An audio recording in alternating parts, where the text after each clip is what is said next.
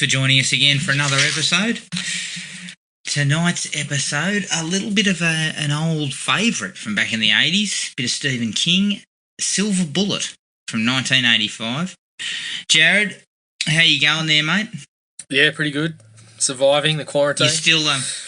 You haven't quarantined yet still? No, I'm saying I am surviving it. I'm surviving being stuck indoors with the family. Right. Just. Because last time we talked, I believe, or a couple of episodes ago, you were still working. Is that not correct? Yeah, no, I'm working at home now, so that's been going for about a week, which is good. Nice. All right, look, before we get into all of this, let's do a quick whip round what we've been watching. Mine's a short list, Jared. I watched Unfriended Dark Web. Look, it wasn't too bad. It wasn't a patch on the first one. I really, really enjoyed the first one. And I think the supernatural element was the bit that I kind of liked. That they're sort of stuck in like I guess you'd say they're in a chat room together as a group and there's something else in there that's manipulating them. This one's more of they sort of get one of them gets a laptop off Craigslist and it turns out to belong to someone who's involved in the dark web. Right. There were moments where it was okay, and it's pretty short and sharp. It's about 80 minutes, I reckon. It had its moments, as I said, but there's something about having the supernatural element that I really liked about the first one. And this just didn't quite cut it, unfortunately.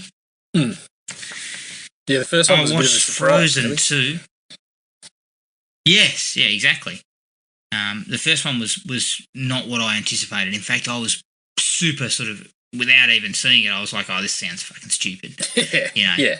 An entire movie on a laptop. I thought the same. But it worked really well and they did a really good job. And here they do the same thing. I mean, it all looks like everything on a laptop. They're going into Facebook, they're doing this, that, and that. And it all looks great, but it just lacked a little bit of strength in its, I guess, is in its plotting and its story. Yeah. Which is funny to say about a movie that's made on a laptop, but... All right, I also watched Frozen 2. Ah, right. Which is, look, it was all right. I enjoyed Frozen 2. I don't think it's anywhere near as good as the original, again, and maybe it's one of these sort of, oh, look, we've made plenty of money out of the first one, so we may as well go back and do another. Yeah, I actually thought it was quite interesting. I thought it was a little bit deeper, a little bit try to dig into some deeper kind of emotions and things in the first one. But yeah, I can see. It did, but probably that was to its slight detriment as well. It didn't quite get the best of all those things that it went for. But as far as those movies are concerned, let's be honest. I mean, Christ, it looks absolutely fantastic. All the voice work and everything is just brilliant. And it works as a sequel, as well as those ones can go. And I wouldn't have an issue with Frozen 3. And the other two things I watched a few more episodes of The Rookie. Yep. Joel McHale turned up in a cameo. Yeah, surprised me. Yeah. Look, again, that show is purely generic, but it works well because of Nathan Fillion. He, again, gives the character there's a real enjoyable, sort of light, humorous touch to the character, which I like a lot. Yeah, he's pretty good in most things. So. Yeah, exactly. He does a good job considering the constraints of that type of network television, where you're not doing too much that's going to surprise anyone. The last one was, you put me back onto it earlier on this week, The Dark Side of the Ring. Yeah. Mate, they do a really, really good job with those episodes. Yeah, it's a great series. There's only 3, and I believe you've watched them all, is that not correct? Yeah, there's a couple more coming, but yeah, I watched all 3 of the second season that they've been dropping. Yeah, and they dropped a 2-part episode about Chris Benoit, and an episode about some guy called New Jack, which, fuck... Yeah. That was craziness. Yeah. Was it not? He's out there, for sure. The Chris Benoit stuff, I'd already read a lot about that and heard a couple of podcasts about it, and it was pretty sad stuff. There's no doubt something was wrong in his brain. Yeah. And when you bash your head against people as often as he did, because I believe his finishing move involved diving head first into people. Yeah. Well, it was, he sort of dived off the top rope and landed on people, but it was, I mean, as the Chris Nowinski, who's the bloke that does all their study on CTE, as he said, when he was wrestling, he got 6 concussions and started to notice the effects, and Benoit was sitting down with him and said, I've lost count how many times I've been concussed. So, he just...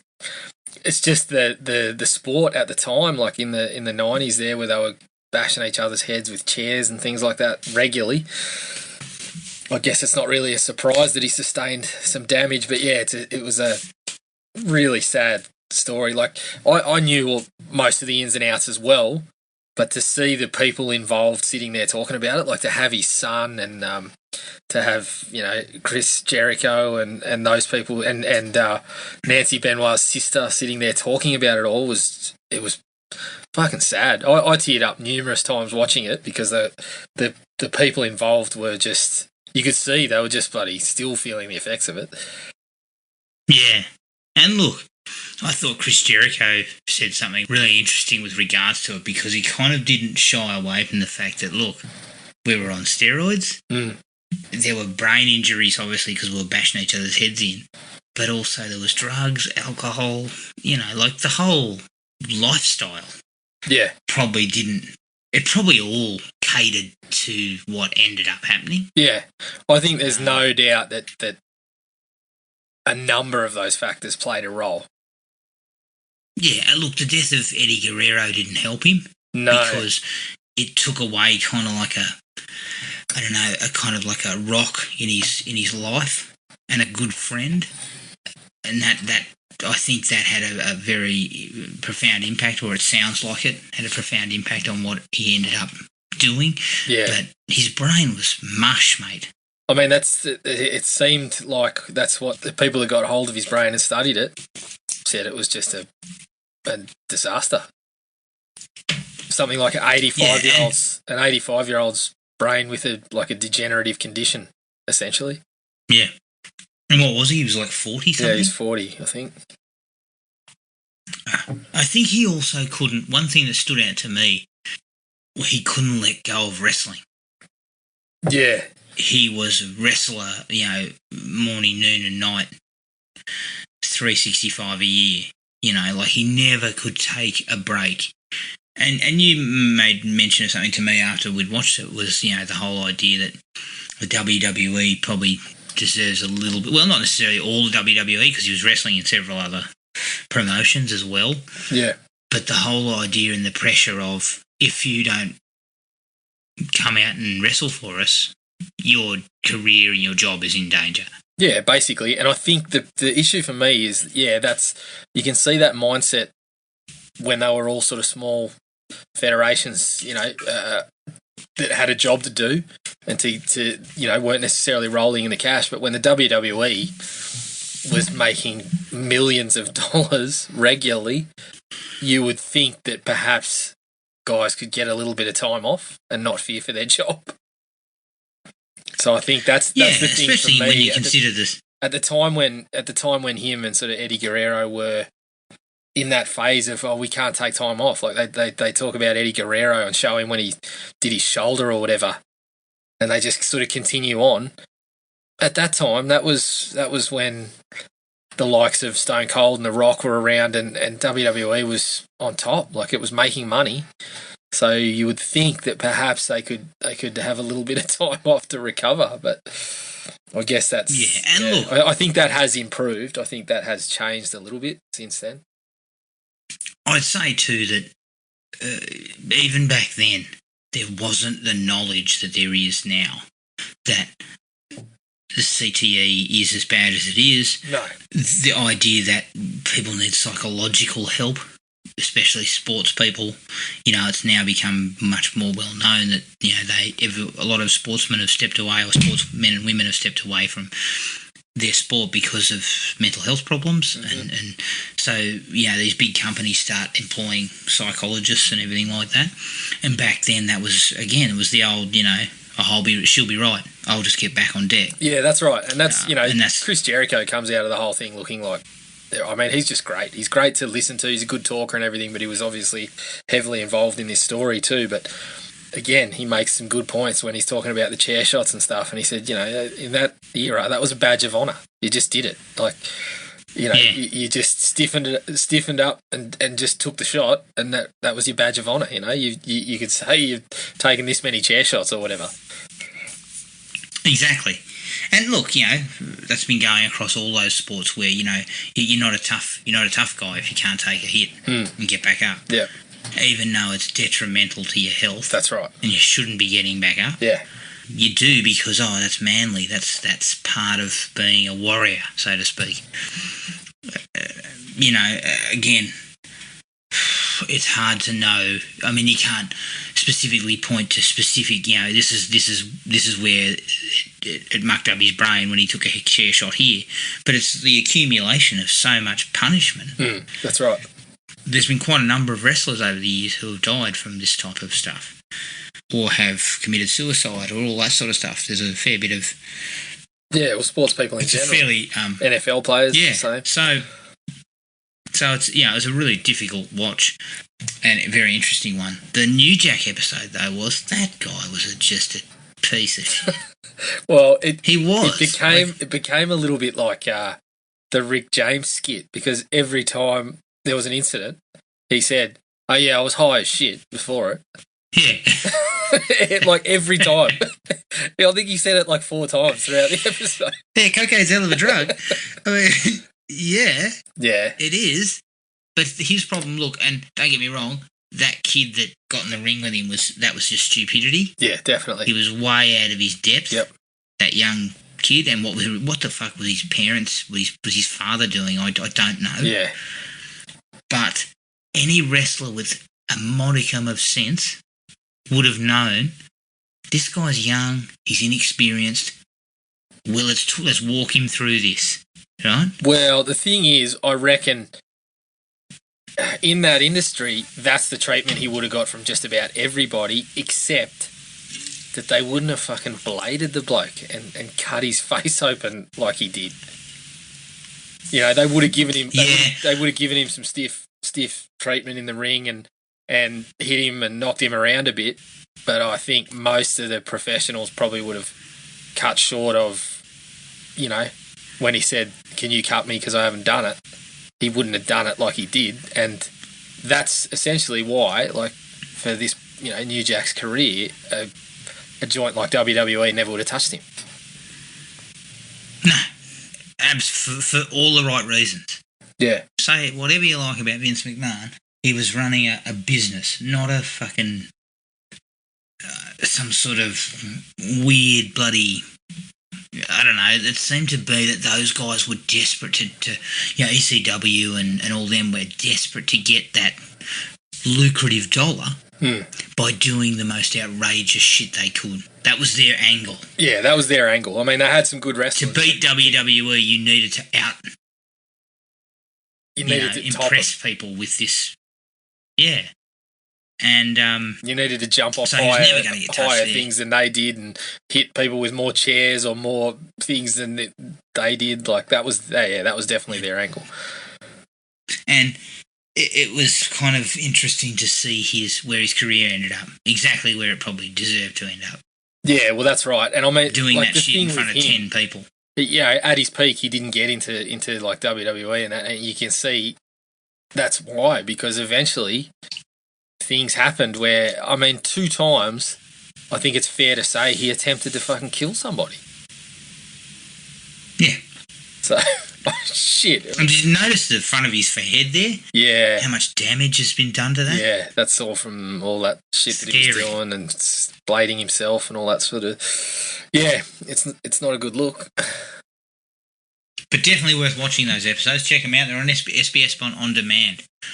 definitely worth it. I was really happy to watch the second. I was very happy to see it back because I'd only watched an episode or two of the first season, and this one really came back with a bang. So I'm very happy to see it back. But that's me, mate. That's all I've done. All I've watched. Yeah. What do you have? So obviously, Dark Side of the Ring as well. That was probably one of the better things I watched during the week. I finally got onto.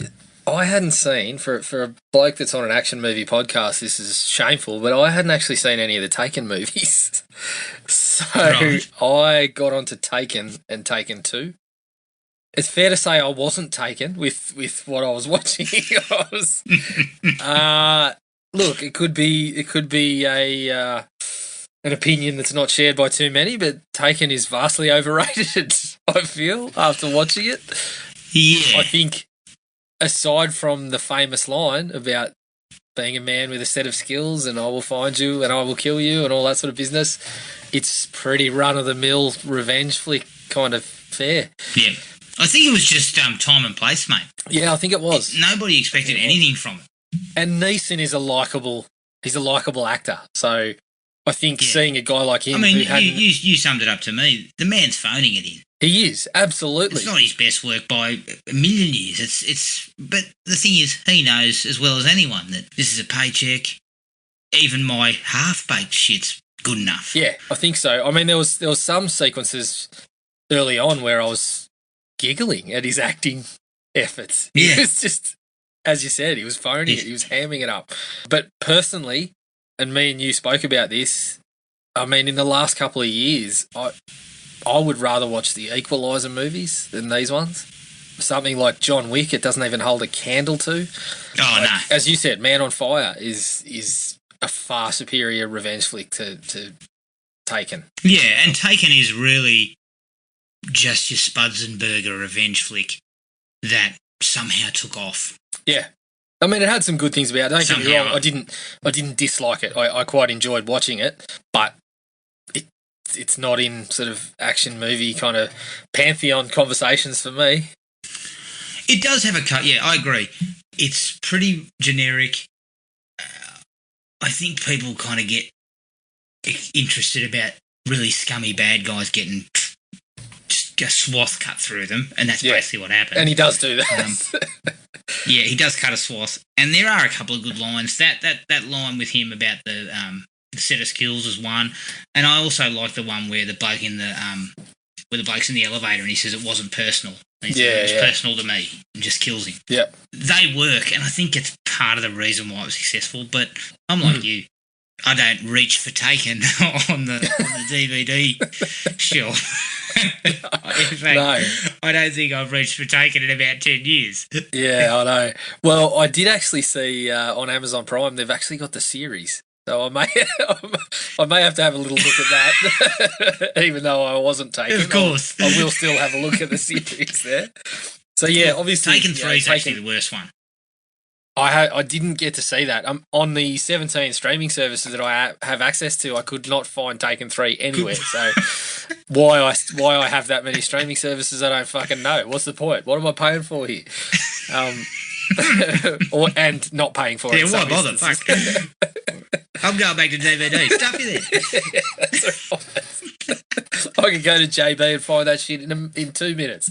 Taken 3 is garbage. Yeah. The reason why Taken 3 is garbage is because they try and go for the whole, he's wrongfully accused. Well, at least that makes me laugh because I think of Leslie Nielsen in a fucking lowrider that's bouncing up and down. So I'll get some entertainment value out of it.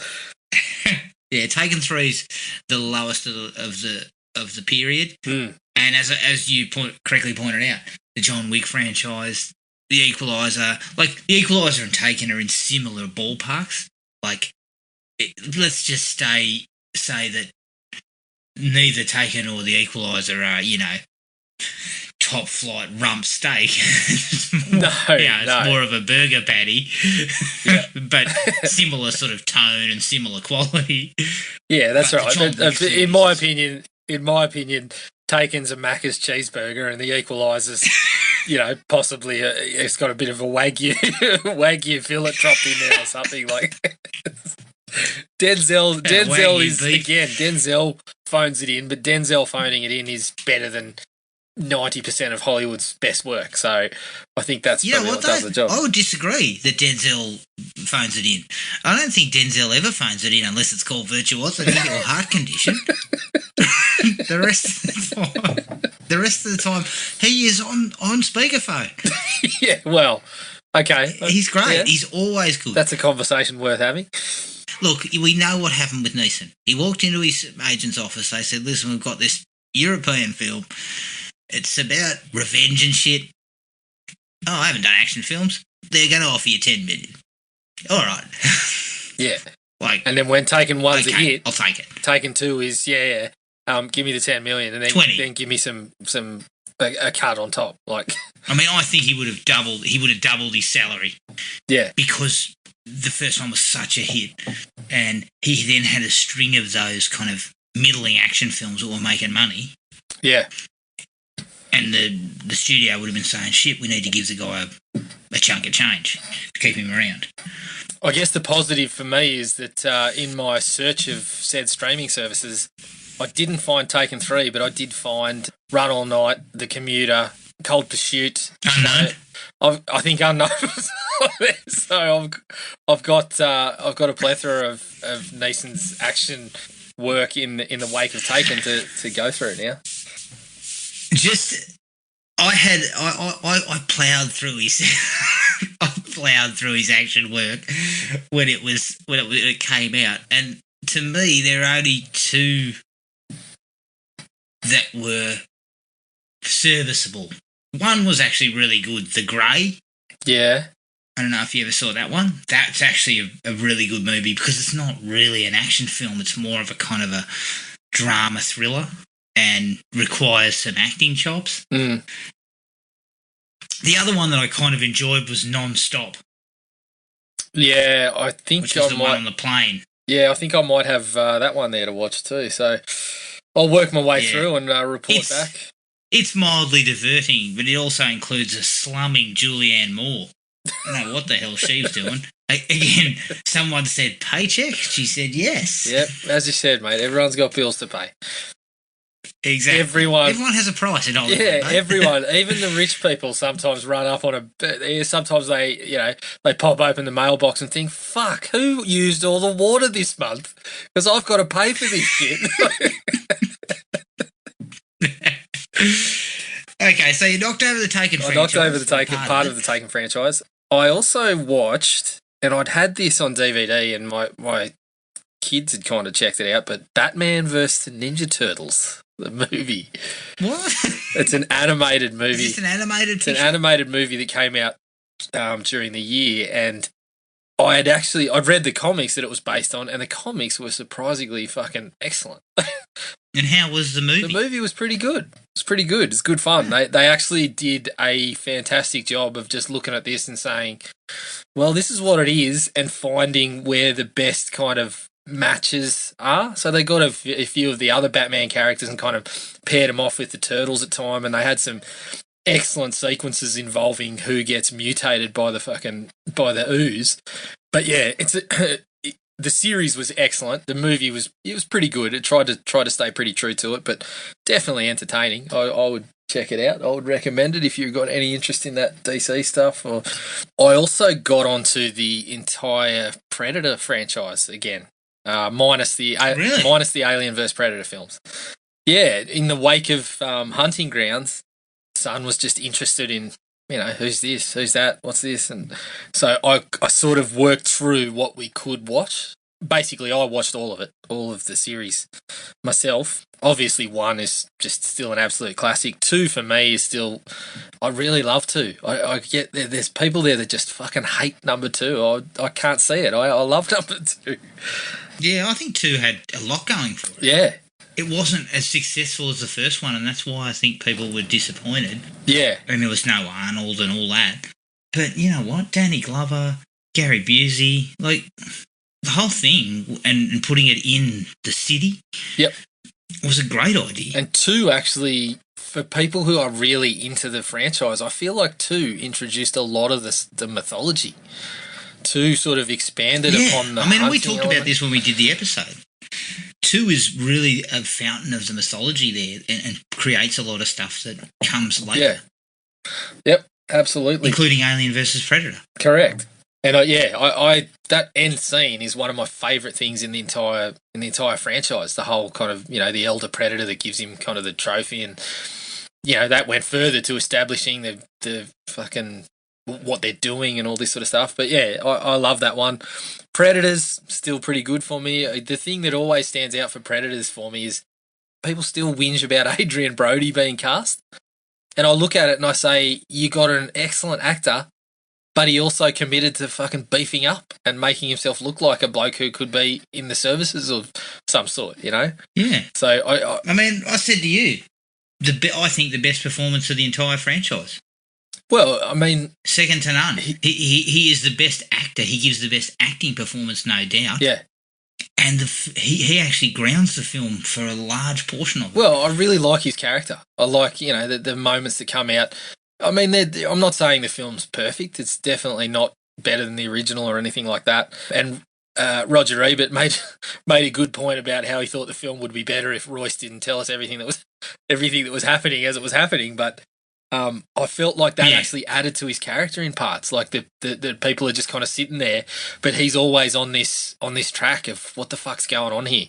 And people will just break out into a conversation, and then Royce will just kind of be off on his own, and then just kind of says something that, they're tracking us, or this is a game preserve or something like that. Agreed. But yeah, the obviously I watched The Predator again. It was good to watch it again because the disappointment had kind of faded a little bit.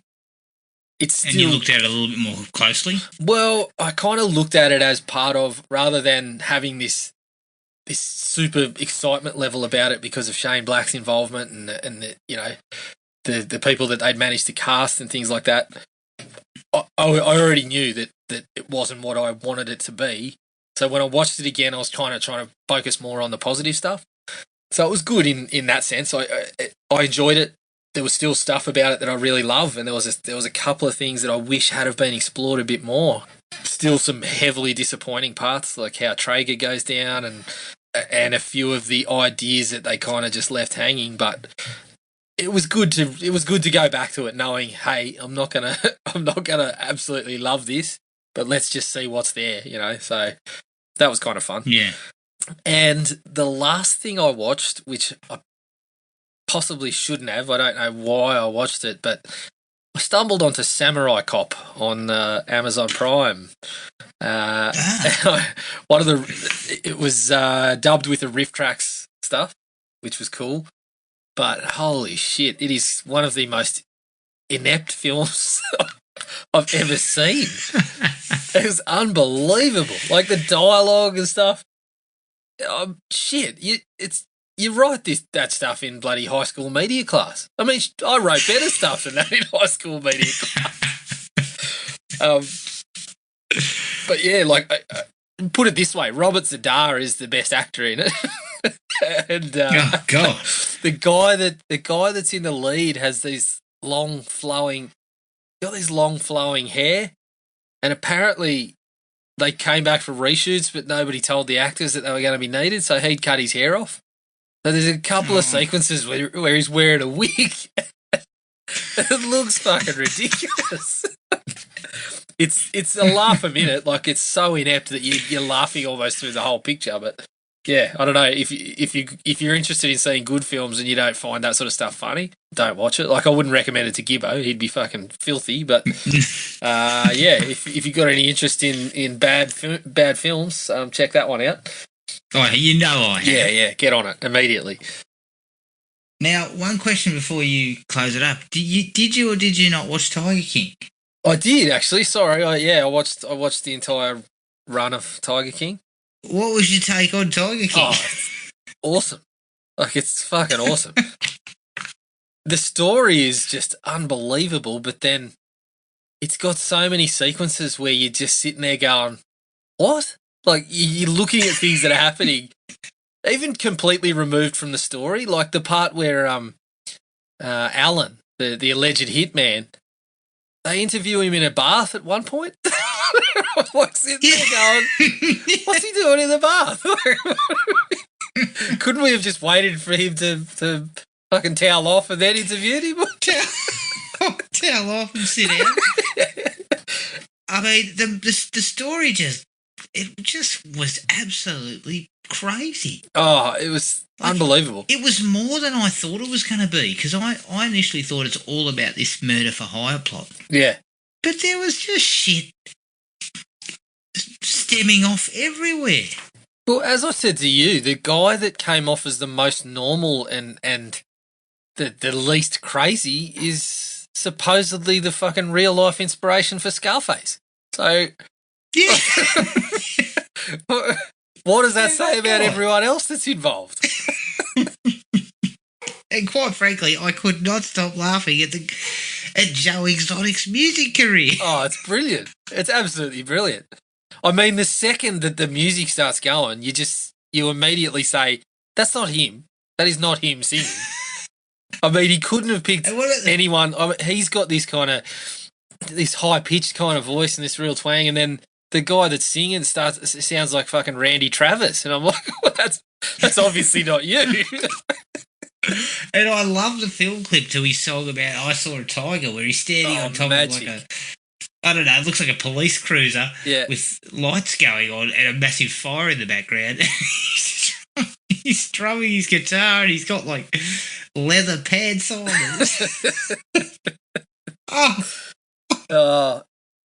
Yeah, of course. I was laughing so hard. I saw a tiger and the tiger saw a man. Like, fuck me, mate. Work on your lyrics a little bit. Jesus Christ.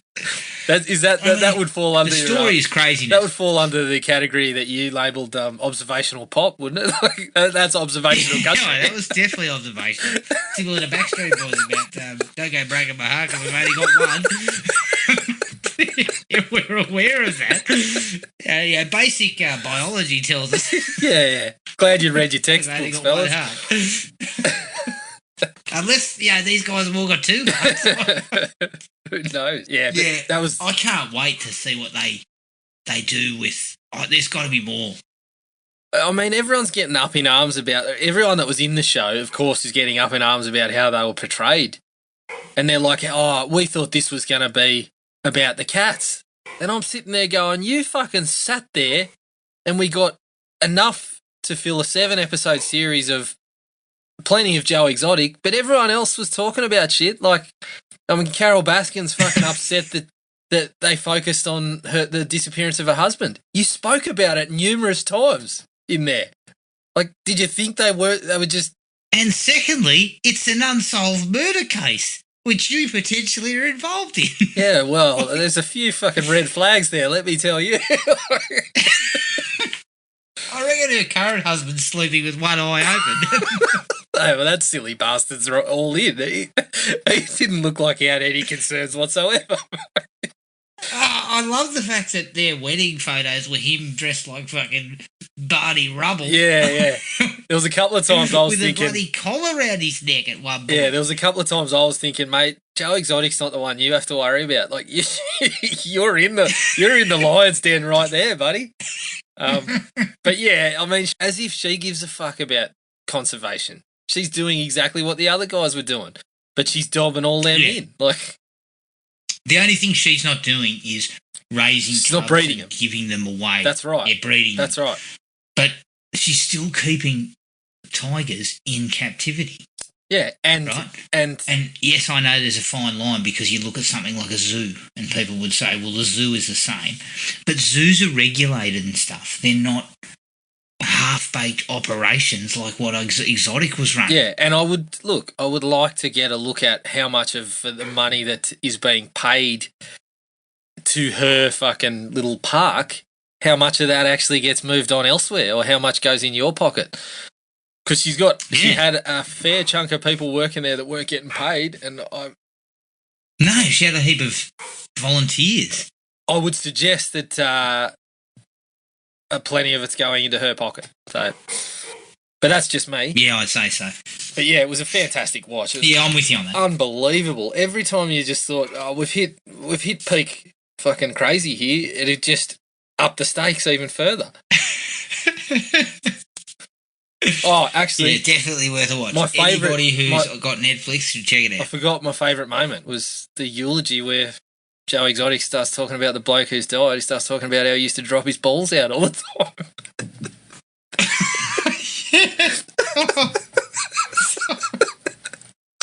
He just starts going, oh yeah, anytime I was down, Travis would just walk up and he just dropped those balls in my face.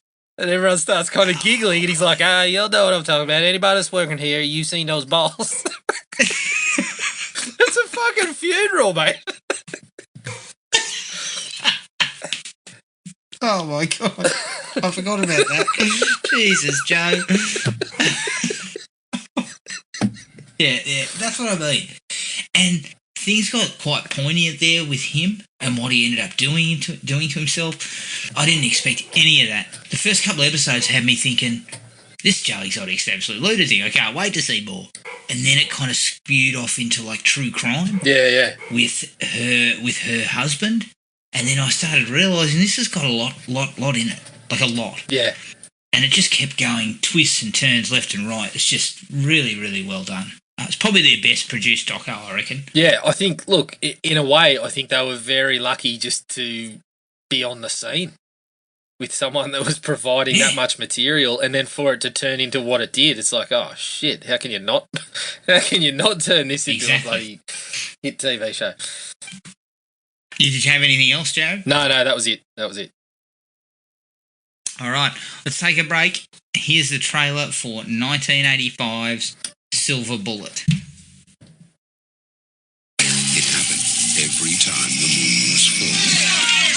Nobody knew who or what was responsible. They only knew it had to be stopped.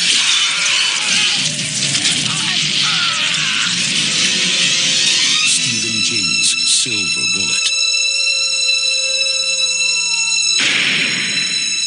Starts Friday at a theater near you. Consult local listing. Silver Bullet from 1985, directed by Daniel Attias, who he directed this as his first film and then did not do another film project in his career, but has done a lot of television, including episodes of The Wire, Homeland, The Americans, etc. Like, he's done a lot of TV, some really quality TV too.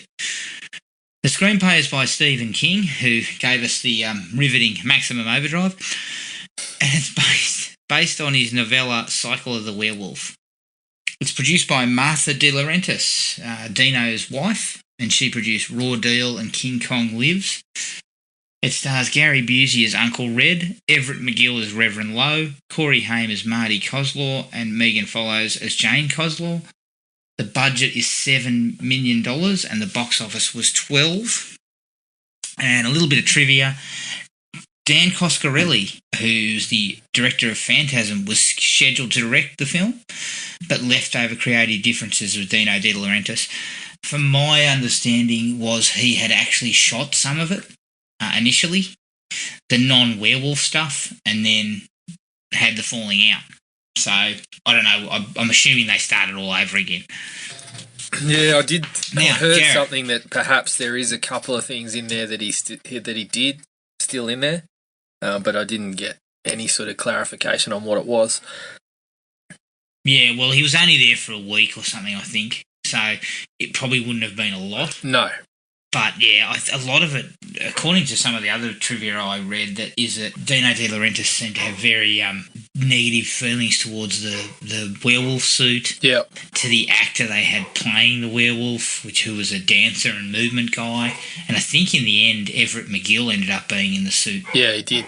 So there's quite a bit to their production history that's quite interesting. Hmm. And the Blu-ray we both got, I think, covers off on a bit of that. They actually speak to Everett McGill. They speak to the special effects guys. Yeah, I watched the conversation with Everett McGill. I didn't watch too much further than that. I believe there's also a commentary on there. Yeah. Daniel Attias, so that might be interesting to check out. What are your thoughts, mate, on Silver Bullet? I actually felt it held up surprisingly well. I think I've got a bit of a fondness for these sort of monster these sort of monster flicks. It's got a bit of a Monster Squad kind of vibe to it in some ways, but I feel like you don't see this sort of stuff as much anymore.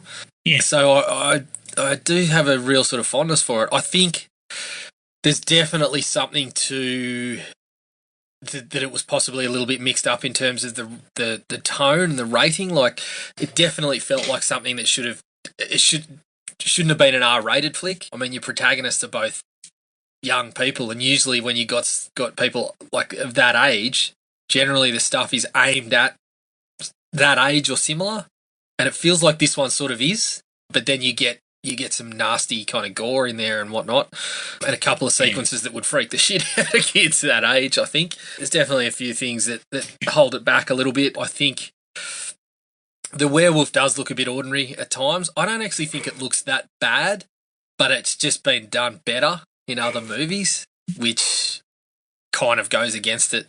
And I think that it definitely has aged a little bit. It doesn't. It definitely feels its age when you you look at the situations and the costumes and things like that. But overall, I had a lot of fun with it. I think to be fair, it's probably a 3. Yeah, look, that's a pretty good breakdown, and I'm in a similar position with it. It's an enjoyable sort of adaptation of the novella's quite short, if I remember correctly. And when I was a kid, I loved it because it had pictures in it. Okay. I really wasn't capable of digesting King's major sort of tomes, so something like The Werewolf worked beautifully for me. Yeah. Because it had little chapters of 3 or 4 pages, and then it had a Bernie Wrightson picture of each chapter. Yep. So the novella's not that big. I think they do a pretty good job fleshing it out, and surprisingly, King's screenplay is actually pretty good across the board. I love the fact that it takes the classic King elements of the small town with evil lurking beneath it, which is a staple of his work. Mm-hmm. The acting is A+. I think they really, really got lucky with the quality of the cast at the end of the day. Gary Busey is fantastic, and then you've got really solid professionals in there like Terry O'Quinn, Everett McGill. Even the kids are quite well cast. Yeah, the kids are Corey both... Haim, just like Corey Feldman, when he was young, he was a very, very solid young actor. Yeah, they were both very, very good actors. The brother and sister combo. So. Yeah, so having that adds to the quality of the film, and there are several really standout sequences for me that I really liked. They kind of cover over some of the issues, and you pointed to the actual werewolf. Although, yes, the wolf effects at times are okay, it had already been done, let's be honest, 20 times better in something like American Werewolf in London, and that was 4 years beforehand. So the quality of the effects looked kind of ropey up against something like that. But overall, I'm like you, 3 out of 5. Really, I kind of enjoyed myself whilst watching it. Definitely. As I said to start the likes, cast is just really, really solid. Yeah, definitely. Busey is MVP. Oh, he's having a great time. He's having a great time. According to a lot of the stuff I read, he ad-libbed a fair bit, and it works a treat. Like, he takes this kind of low-life character, but makes him fun, entertaining, and you root for him. Well, you care about the bloke. He kind of nails, and that's difficult to do. Well, he kind of nails what you see the kids sort of seeing in him. Like, they show a couple of his rough edges, but they kind of show how he really does care for the kids, and he's kind of fun-loving, and the way that he talks, you can imagine the kids thinking, yeah, shit, I can't wait to hang out with Uncle Red again, because he's souping up my fucking motorised wheelchair, and the way that he talks, he's kind of funny. Like, so I think he's got this turn of phrase a couple of times that is just so funny. Yeah. And again, I think you'll find it's all ad-libbed material, where he's just kind of gone off the script and just, I would assume that Busey probably cooked up an idea of what this character would be like and then just sort of went with it. And it works out really, really nicely for what this is, Yeah, I mean, his turn of phrase, I was laughing along with it. Like, you could see, as I said, you could see the kids enjoying what he was talking. Like the part where they're trying to explain to him that it's the Reverend, he's just fucking not having it, and he keeps going on and saying these random little things, and then he starts going, he goes, I'm a little too old to be playing Hardy Boys. You've been sending letters to the Reverend. Yeah, that's right. Too old to be playing Hardy Boys meets Reverend Werewolf. Shit. Yeah. What does he say to him? You've been sending letters to the Reverend telling him to eat broken glass and eat an omelette filled with rat poison. Yeah, he's certainly putting in, which is, I think it's certainly, that's where a lot of the good stuff was. Yeah, and then you've got Everett McGill, you've got Terry O'Quinn, you've got Lawrence Tierney, you've got people that you can trust in smaller roles who give you decent performances, and they don't sort of let you down. Definitely. And I think that's a big part of a movie like this, made on a pretty slim budget. You want to get the best actors you can get, and I think they did. Plenty of gore. Yeah, surprising amount. With some pretty good practical effects. Yeah, mostly I think the practicals do the job. Especially, like, there's parts where there's heads being taken off and things, and that all looks pretty good. I had to laugh on that bit, though. His head has been basically screwed off. And they go, oh, no, they think he just laid down the train tracks. Yeah.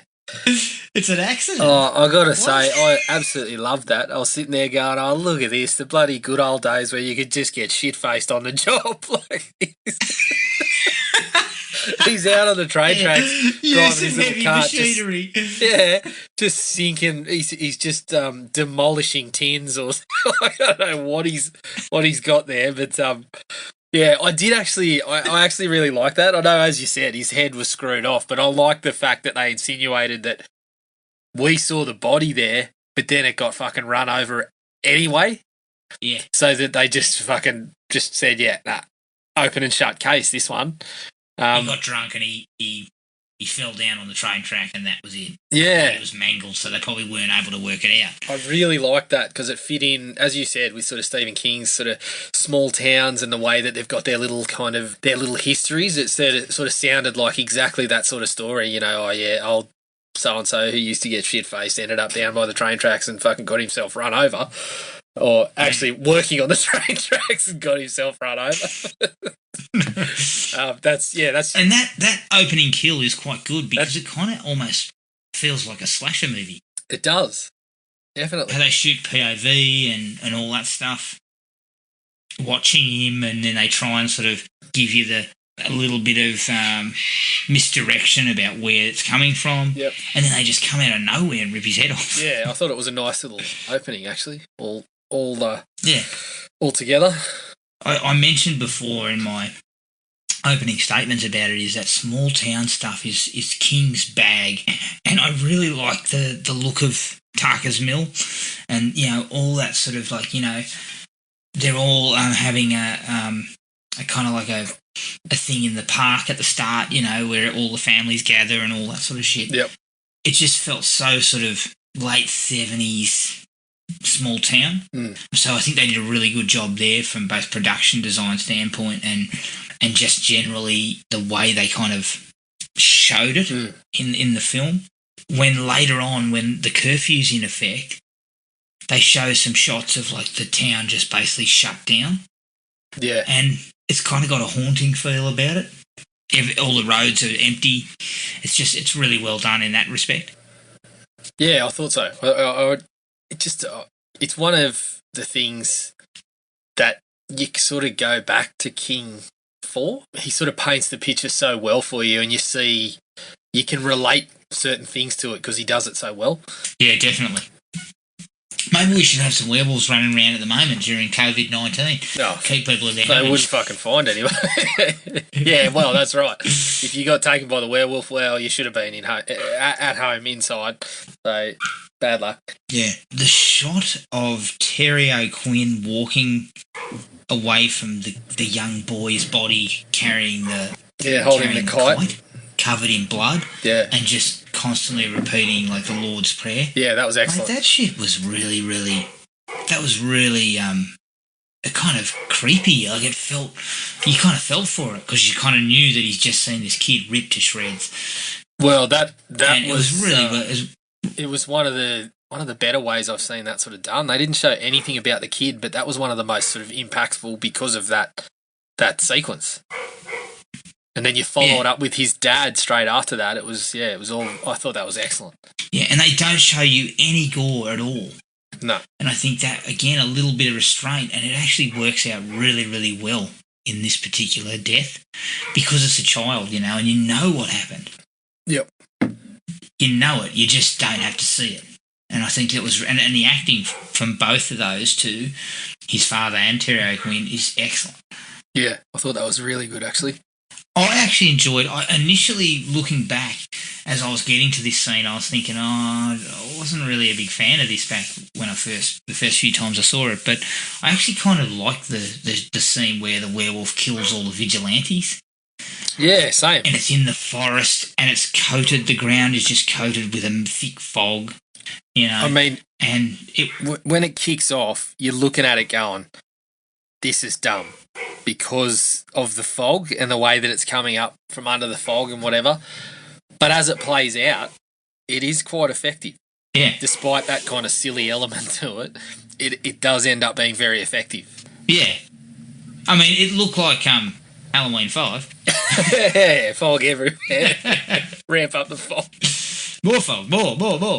But the scene actually works because it's shot in a certain way and keeps the werewolf almost out of it. Like, you don't even see it. Yeah, well, it keeps it out of sight again. Just shows you those little parts that don't kind of show up. It shows it quick enough that it doesn't show up the limitations of the special effects that we were talking about there. Yeah. So I really, really enjoyed it in the end. Like, as I said, it just seemed so silly when you got into it, but as it played out, it turned out to be one of the parts of the movie that I enjoyed the most. I had to chuckle at the acting performance of the bloke who steps in the bear trap, though. Oh, yeah. He steps in the bear trap, overacts to the hilt. So he's like, and then the guy opens the trap, hears something, lets go of it, and it closes again, and the guy goes into overacting mode again. I'm just like, holy shit. Oh, man. You skipped over the scene before that in the bar, the whole scene about private justice. Yeah. That was excellent. Yeah. Excellent. The back and forth. Especially the whole thing about Terry O'Quinn saying, this private justice, it's a hair away from, one step away from lynch mobs and hangman's ropes. And I thought that was a really, really cool way of sort of putting it. We're almost going back into the day where we used to lynch people. Yeah, that's right. And then, the kid's dad comes in. What's his name? Grady. Grady's dad comes in to sort of come back with, I'm going to... he breaks it all down and then sort of says, I'm going to get some private justice. I actually thought that scene was excellent. As you said, reliable actors doing the job, but a well-written little scene. Yep. Although, definitely. I'm not sure who thinks travelling in a pack with every person in the pack going, yeehaw, and fucking screaming out and yelling and stuff. I don't know how you think you're going to sneak up on anyone. I'm not sure who you thought you were catching, but because at that stage, I'm pretty sure nobody thought there was a werewolf running around, so it wasn't like hunting an animal. It was. You know that every guy in that crew had 15 tins. Yeah, exactly. And no, someone's got the dogs out. Getting out on the road. Someone's got the dogs out, and I'm thinking, what are you sniffing? Like, what are they actually sniffing here? Because we haven't got anything. Yeah, I've got something that dislikes about this too, and I'll get to it. But it's rather amusing. Yes. But I did enjoy that scene overall. Yeah, I think it works. The dream sequence involving everybody turning into a werewolf in the church. Again, it was one that I was sort of getting to with a bit of trepidation, but I actually think it's done pretty well. They do a good enough job with the creature effects. They don't overplay it, and they shoot a lot of it in darkness with a lot of quick cuts. Yeah. And I think it does a good job of just showcasing, it pretty much gives away the fact that, spoiler alert, the Reverend is the wolf. But I just thought it was a nice scene to have that kind of dream sequence tossed in there, especially when it kind of starts with him like back, doing a funeral like he had been before with Brady or Grady. So you think it's just another funeral for all the dead guys who died from the vigilante group. Yeah, well... and then it slowly kicks into they're changing. It was one of the standouts for me where I thought this is where the line between PG and R is like, this was where it was pushing towards, the higher rating. You couldn't show that to kids without them being heavily freaked out by it. I wouldn't think so. Yeah. Even now, watching it as an adult, there was parts that were just kind of looking at it going, that's fucking eerie. Like the way that it played out. That was actually where the werewolf effects were possibly the best. Yeah. Because they weren't full wolves. Yeah, and you didn't see a lot of... That was part of it. They were partial. And you didn't see a lot of the transformation and that sort of thing. So when the guy starts fucking kind of growling and the teeth show up and then everyone breaks out into it, the way that it was shot, you felt like you could be at standing at the pulpit and everyone was just fucking surrounding you and there was nowhere to go. Mm. So, I really like that scene. For some reason, I got a huge chuckle out of Busey when he finally soups up the little bike thing. Oh, yeah. And he tells Corey Haim to just wait a second, and he checks around the corner to make sure no one knows they're pissing off. Yeah. And he comes sort of just creeping back at it, as quick as he can, and he says, I feel like a virgin on prom. I just started cackling. I thought, go on. Yeah. Just go on. That was just another example of him where he sort of endeared himself as just fitting perfectly in that role that he'd been cast in. And especially, souping up that wheelchair, shit, that's another like for me. If I get to a point where I am unable to walk, I want something fucking rigged up just like that. Because he was fucking steaming around town. I want something that goes 150k. He was flogging it. He was overtaking cars on the road. He outran another. He outran a car in a fucking road chase. Yeah, awesome. Essentially, it was a motorbike. Yeah, I loved it. And speaking of that, I thought that highway chase was actually pretty good. Yeah. They threw in a bit of suspense, a bit of excitement. They took it slightly differently in the fact that it's a horror film, but it kind of felt like an action scene. But it just kind of took things out of a malaise and quickly juiced it up a bit. Yep. With him driving it into the abandoned bridge yeah. And then Reverend Lowe coming up behind him and everything. That was all good stuff. Yeah, I thought that was quite well done, actually. Again, much like you, it was a scene that wasn't necessarily like a standout for me, but I couldn't stop laughing about it when the guy that's running the gun store, who seems to be the loosest cannon in town, so I'm not sure why he's running the gun store. I wouldn't be handing the keys to the joint over to him. But anyway, the bit where they're initially, the very first scene where they're in the bar slinging some mud, it might be a bit further in, but I think he gets in a bit of back and forth with the deputy, and then it looks like they're about to step outside, and the barman comes in and goes, "Hey, you boys better turn down your thermostats." And then after he's finished saying what he's got to say, he goes, "Now who's drinking?" And I'm thinking, yeah, that's the way to diffuse the situation. Let's settle them down and then gas them up. Turn down your thermostats and then let's immediately turn them back up. Yeah, turn the thermostats down, gas them up with another 6 pints and then see them settle down after that, mate. Like that'll... Oh, yeah. Look, thermostats, let's face it, thermostats will be on low after you've had another six bloody schooners. You surely won't want to hit anybody. Yeah, well, maybe his plan of attack was they'll still be upset with each other, but they won't be able to knock the fucking skin off a rice pudding after another. And another 6 bottles under their belt. Like, yeah, it was quite. I just had a chuckle though. I was like, yeah, classic kind of, classic 80s. Just settle down. Let's get another fucking skinful under the belt.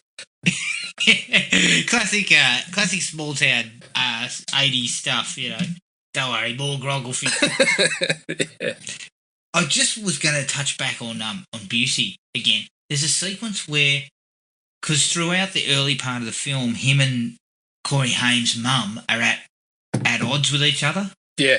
About his drinking and the example he's setting for the kids. And I really like that bit where she sort of says his disability is like a stumbling block. And Busey's like, it's not a stumbling block, you know. I really like those interactions. But then when they finally get together to have like a barbecue dinner, that whole scene, the way Busey sort of handles it, it's gold, mate. It's absolute gold. The way he speaks to everybody, this sort of gregarious kind of jokey manner, the way he does that whole, puts his hand out to Corey Haim and then takes it back and all that sort of stuff to shake hands. Like, it just showcases what, you know, when you get a really good actor who can do that sort of stuff. It felt so natural. Yeah. And I think that's a huge positive to what he brought to this movie. Yeah, I think so. The stuff that you were talking about with his mum there, I actually really liked that and the way that they played that with the brother-sister relationship with the kids. I actually felt like it was not done enough. But there was a couple of, you know, that back and forth especially was really interesting between Busey and his sister.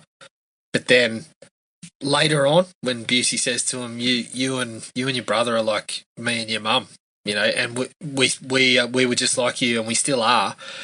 And I just felt like that was a like for me that they kind of broached on that, and I did like the brother-sister relationship, how she sort of says, "I love the kid, but he's my cross to bear," and all this sort of stuff. The way she sort of gets piled with looking after him all the time, and I felt like they could have done a bit more of that, but I'm the same. I really liked how they handled those sort of interactions there. The film, I felt, could have probably benefited from an extra 15 minutes of character work and stuff like that. I think, unfortunately, you're talking about a monster movie, so you're probably trying to trim it to its bare necessities and its bare bones to get people into the cinema. But if you gave me 15 minutes of extra character work, nicely placed in, I would have been still with it.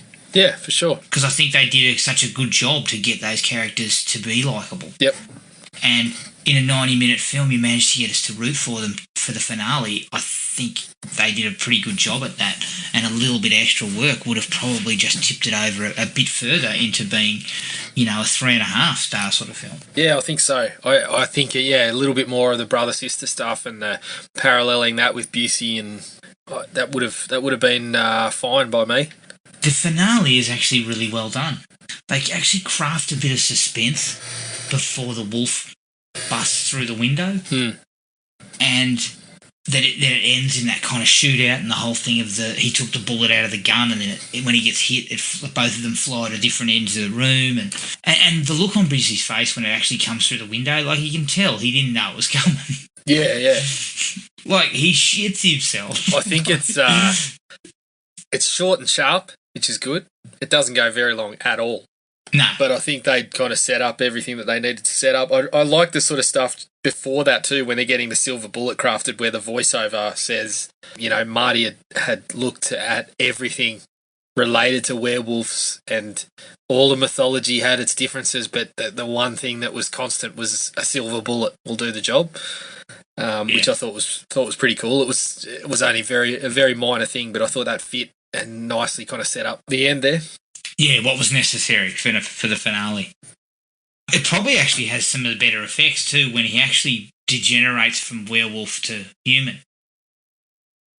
They use a little bit of that, sped up footage and reverse footage of hair growing and disappearing and all of that. Yeah, that's been done in a lot of those practical werewolf films at the time, like The Howling and American Werewolf in London. But it works really well here just to finish it off, and it actually ends up looking quite good I thought that looked fine, that stuff. Yeah. Now, that was all I had in the likes department. Have you got anything else?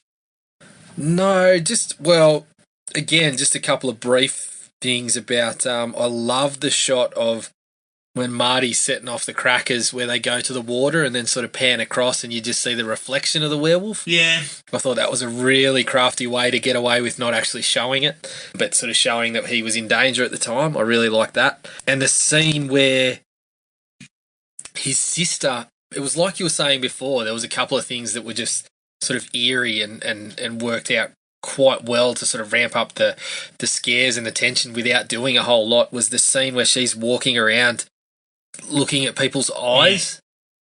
Yeah. I thought that was really good because they used the shot again. Daniel Attias, that's his name, isn't it? Daniel Attias. He did a great job there of just the way that he shot people's faces was in a kind of uncomfortable close-ups with them looking at the camera, which you're not really used to. Yeah. You don't see that as much. Like, you're used to actors sort of avoiding the eye contact with the camera. And it was sort of these uncomfortable close-ups right at people's eyes. And it was a very small thing, but it did a really good job of making you kind of uncomfortable, putting you in her shoes of trying to sort of sort that out. And the same is that whole shot what her of the brother guy was with saying. The whole shot of the guy with the hot towel on his face. Yeah. And how she has to go over and actually engage him so she can remove the towel. Yeah. And as you said, you were sort of already, especially if you've watched it before, you were already onto what was going to happen. But it still kind of put you in the shoes of, she really, she wants to confirm, she wants to believe her brother. She wants to confirm what he's saying. Yeah. But it's kind of uncomfortable. And sort of, I thought that was really good. Anything else, mate? No, that was it. All right, the dislikes. First thing for me is the narration seems out of place because it doesn't really fold back to an ending that satisfies why we had it. Because it's being narrated by the sister as an older person. So wouldn't you have barely ended used the film in present day? Wouldn't that be I thought something like that, or the fact that it's just not used. It's only there a handful of times. My thinking is it's kind of like a callback to the book, because I think the book's written in the same way. Yeah. In a narration sort of style. And I did read some trivia to say that they added it later. Oh, okay. Yeah, makes sense. So maybe that's why it feels weird. Again, I didn't really pick up on this until Roger Ebert mentioned it. And I think it was because I'm watching it now. So I know, like, I'm looking back on it and you kind of get lost in the moment for a little bit and look at it like this is in the 80s and that's a long time ago now. But then when Roger Ebert mentioned it's actually set in the 70s, in like 79 or 70? 76, I think, I or can't remember 77. what it was. 76. So he's like, the narrator at the time, she's still a very young woman. Yeah.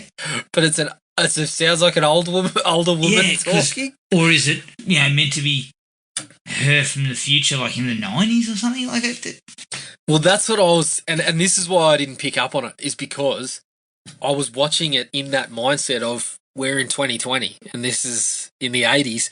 So when I was watching it now, the old woman's voice I say old woman's, but it sounded like an adult woman. It made sense. But then, when you step back from that and go, oh yeah, it was made in 1985. Yeah. So she wouldn't have been that old. So she would have been 20. She was 19, she said. I was 19 in that 1976. So she would have been. Was she? If you were going by when the movie was made. She didn't look 19. No, the actress was actually only about 17, I believe. I thought even the character, I felt like the character was younger than that. But anyway, it just, it felt a little bit... So she would have been 29. Off. And usually you don't sound like a geriatric. Well, she wasn't quite old mate from the Green Mile. I close.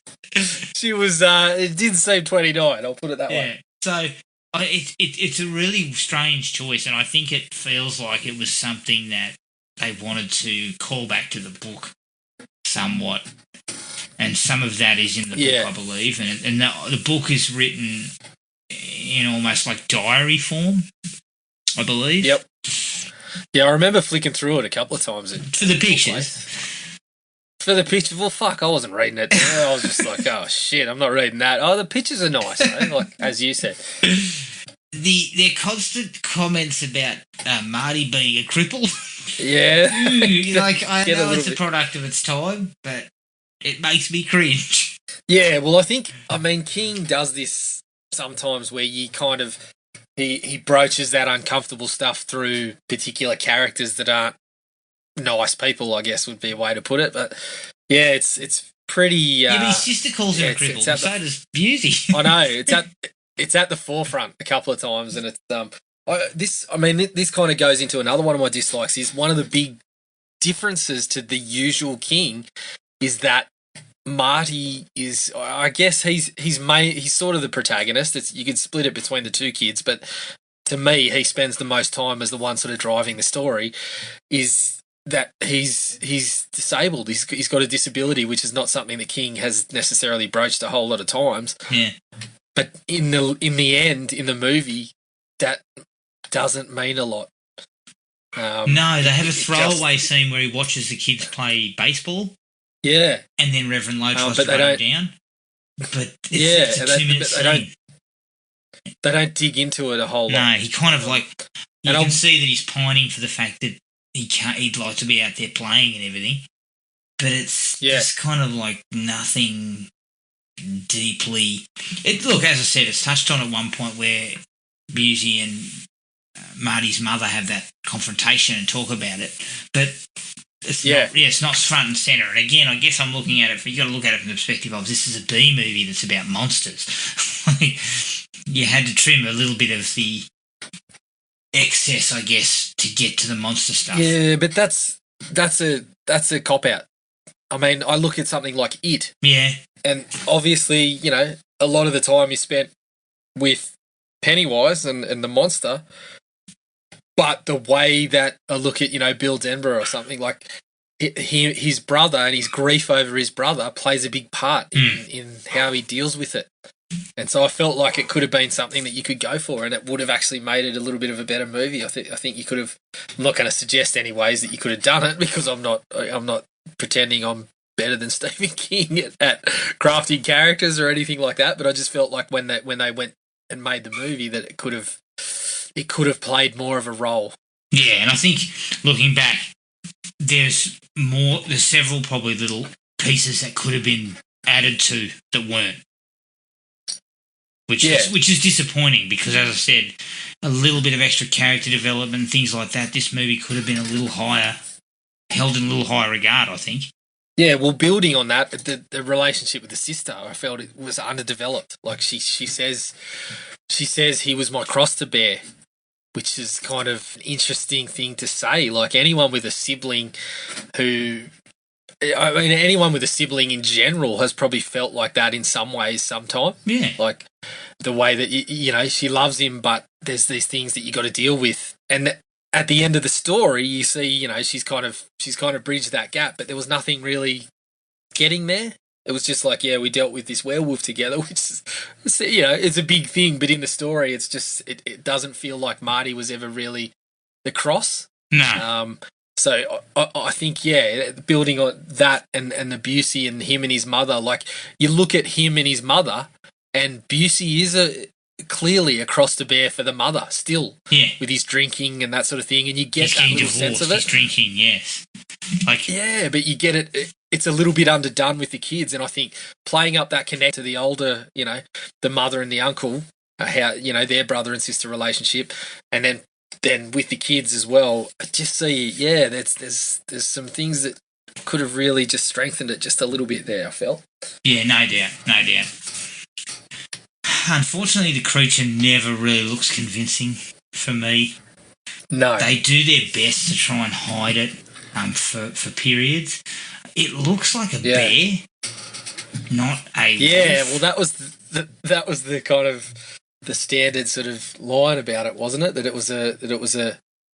it looked like a bear more than it looked like a werewolf. Yeah, and some people were saying, yeah, but how do we know what a werewolf looks like? And then other people were like, well, a wolf would be a good start. Yeah, exactly. Not a bear. And the budget could have had something to do with it. I mean, it's not an expensive picture. Obviously, there were problems with the design from the perspective of the producers. They weren't happy with it. And look, Dan Adius does a decent enough job to try and cut around it as best he possibly can. But it just never looks convincing. No, I mean, even in some of the POV stuff, like, as you said, he does a good job to shoot around it. And, you know, you only see sort of fleeting glances of the claw and things like that coming into shot. Yeah. But even in some of those, it doesn't look all that good. And there's one scene in particular where it doesn't work, and it's exactly what you said before. The sequence when he's on the bridge letting off the fireworks, they do the little one where they run along the water and they show it there. I think that's a good shot. I would have preferred it was slightly shorter, so you didn't see it quite so much. But then they show close-ups of its feet, its hands, and its head, and all of them look like rubber. Like, it's just like, no, you should not have had any of those. In fact, you should have just done Corey Haim looking up and knowing, and you could have gone POV. Because... Well, shit, at the time, 1985, couldn't they just have ordered a couple of cans of spray on hair off the TV? And, I mean, that would have looked better, wouldn't it? Just shit. fucking spray on hair on the feet and hair. Yeah, that was a booming business in 85. You know Chuck Norris had many cans. Yeah, I've suggested that might be the case. But yeah, just don't point it out to us. Yeah. Don't keep point it it under. out. Try it. I mean, that sequence especially, like, it was ramping up to the point where you knew we're going to have to see this thing sooner or later. But they'd done a pretty good job of shooting around it prior. Case in point, the scene in the fog. So the scene on the bridge, it sort of deflated the expectations even further, I guess. To me, I would have hid it for as long as possible and basically revealed in the finale. Yeah. Because you know that the production team were not happy with what they got.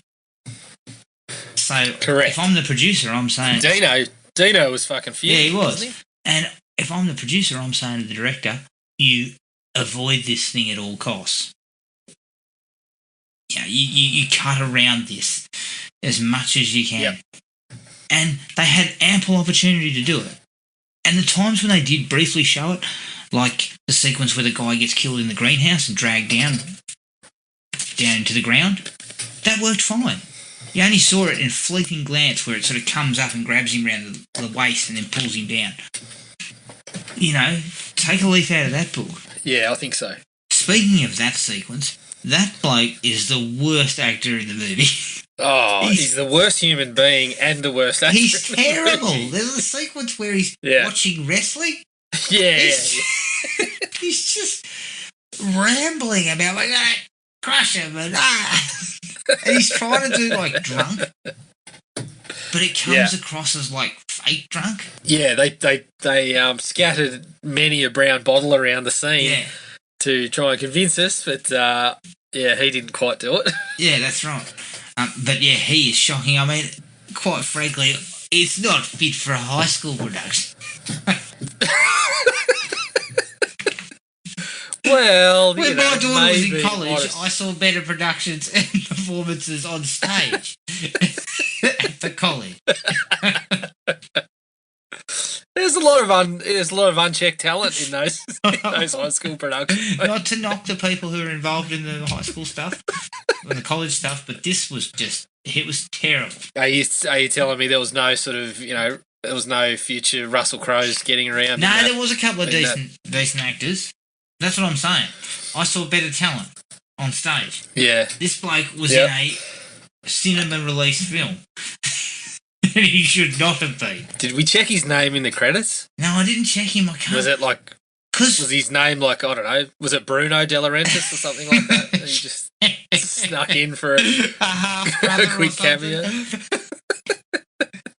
It could have been one of those people where, you know, the person that was supposed to be doing the role was called in sick, so they just put the fucking production designer or something in it. Yeah, it's only a quick role. You'll only have to be on set for fucking 2 days or something. Yeah. Look, I love Everett McGill. I think he's a really good actor, and I think the performance is solid. But, you know, it's not hard to work out he's the man. No, it doesn't take long. All signs point to Reverend Lowe. Yeah, and it doesn't. Again, that's something that could have been explored a little bit more. That the guy in town that's supposed to be the beacon of telling you how to avoid the evils is the one that is the evil. But he made in that interview with him, he made some really good points about, you know, how when you watch it, the first couple of people he kills are touched by sin, I guess. Like when he's talking about the bloke who's the drunk, he was touched by. What's he sin? He was touched by. Oh, I was going to say he was touched by many sins, all in one session. But well, his lips touched the edge of a bloody tin can. just once or twice. But the woman, he was talking about how, you know, and they mention it in the movie that suicide. You know, if you're considering suicide, you'll go to hell. So Everett McGill was talking about how he was trying to get into the character and talking about how those guys were, in a sense, he was saving her because he was stopping her from doing it herself and this sort of stuff, which was, you know, an interesting way to look at it. Yeah, unfortunately, he's one of those actors who's like Jack Nicholson in The Shining. You know, at no point does he look normal. You know, you know there's something off. It's just like when you see Brad Dourif show up in a movie and you think, he's not 100% above board. Yeah, who's the psycho again? Oh, that guy. Yes, great actor, but yeah. I wasn't looking at it from the lens of a mystery because obviously I already knew. No, but that's another dislike for me is it didn't even sort of try. To go for a mystery element. I mean, I think they could have even included like a vagrant or a guy who's swung into town, Rambo style, you know. And people who are, you know, the people who are used to this stuff and are looking for that probably could have picked it up from the first time he's on the screen. Yeah, and that's what I mean. You know, the great actor that he is. He's got one of those faces that makes you think, something's not quite right about this. Yeah, but when you're looking for that stuff and you know what you're looking for, the compass sort of immediately points that direction and it doesn't really stray. And they don't really put anyone else in the way. Another option. If you wanted to be have a slightly mysterious element, which is what they were going for, because there's a whole sequence of the sister walking around checking everyone out. You know, it's mystery. Yeah, exactly. Who's the villain? Yep. You needed to give me a couple of other options. You know, it's classic whodunit stuff is 4 or 5 different options who could have done it. And correct.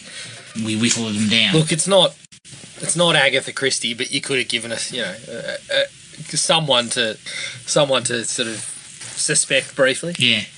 Now, the vigilante group. Yeah. Who told them to go check the woods? I don't know. Like, maybe it was the dogs that didn't know what they were looking for. Yeah, well, that's why they were in the woods. The dogs were looking for shit.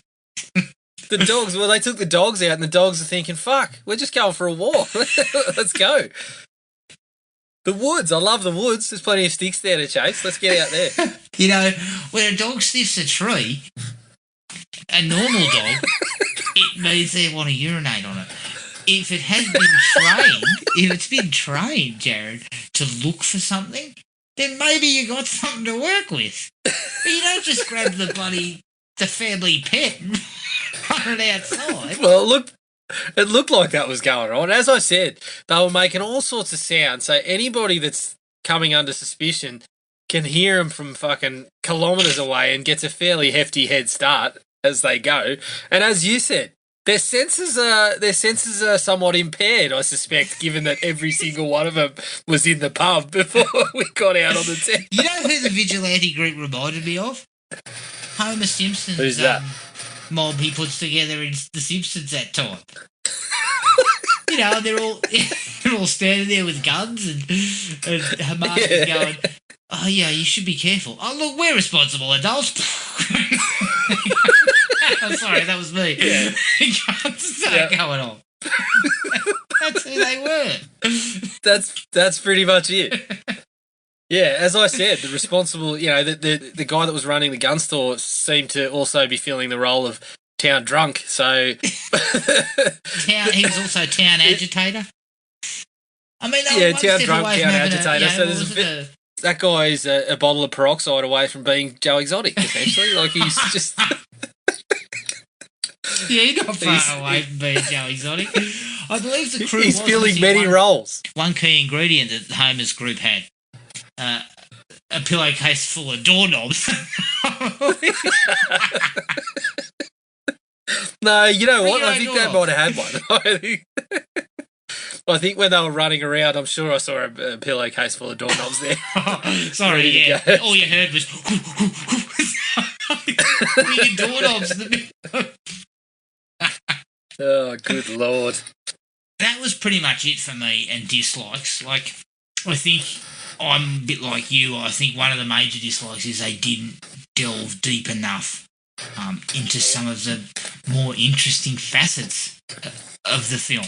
Given it's a werewolf flick and it's a Stephen King film, which by now we've had plenty of, and so when you go back over it, it comes across as a little bit cliched in both departments.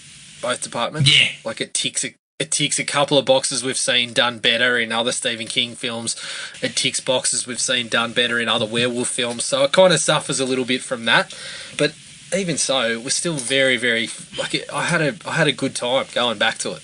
Yeah, and it was nowhere near as clunky as I expected it was going to be. Like, no, I just remember it, looking back on it, having fun as a kid because it was kind of like a B monster movie and all that type of stuff. But it actually had a little bit more weight to it. It just didn't have enough weight. Like, it could have been weightier. It just didn't have it. I think so. Which was disappointing. Do you have any other dislikes, mate? No, that was everything. All right, that is 1985's Silver Bullet. You can find us on iTunes, Spotify and Podomatic. Send us an email at thrillme@iinet.net.au. We're on Facebook at Thrill Me Podcast Australia and at Podomatic at thrillme.podomatic.com. Look, everyone's isolated. You've got nothing else to do.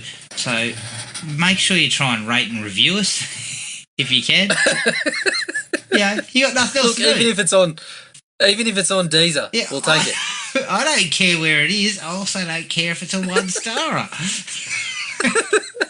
Yeah, give us something to work with here. A bit of feedback. We're pretty positive. If it's 1 star, we'll look at that and say, well, shit, the only way is up. So, that helps. Yeah, look, you're isolated. Click a few likes and give us a few thumbs ups, or write us a little bit of review. Tell us what you like and what you don't like about it. We're also on Instagram at ThrillMePodcastAU. Keep an eye on our Facebook page. We'll provide details of the next episode. But until then, take it easy and we'll catch up with everyone later. Cheers. Find the podcast at Podomatic or on iTunes. Don't forget to rate and review. Like us on Facebook at Thrill Me Podcast Australia, or contact us at thrillme, all one word, all lowercase, at iinet.net.au.